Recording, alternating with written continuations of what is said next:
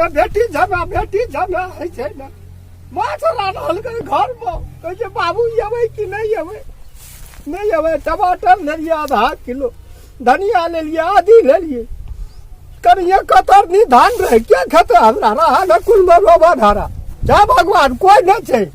देने बेटी जा अखन हम जिंदा छिए जेबै ने ओकरा लते कतरा लते के चिंते हमरा दुनिया गाम के लोग कहे छे सब बेटी के उठा दे आबै कहे रोलिए भारी उठबे भला कोना चले समझी आओ क्या समझी कोई न बजे छे कत गेले या नहीं गेले था नहीं लगे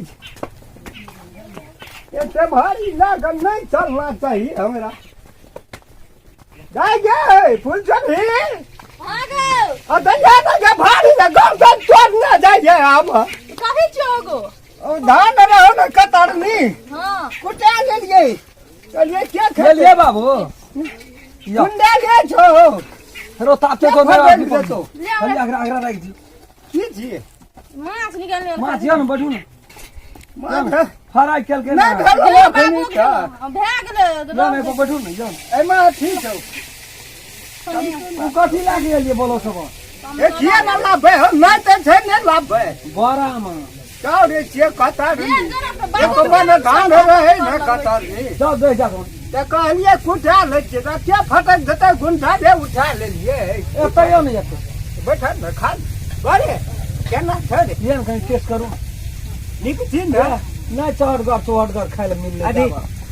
दिन कुछ ला दे छो पापा हां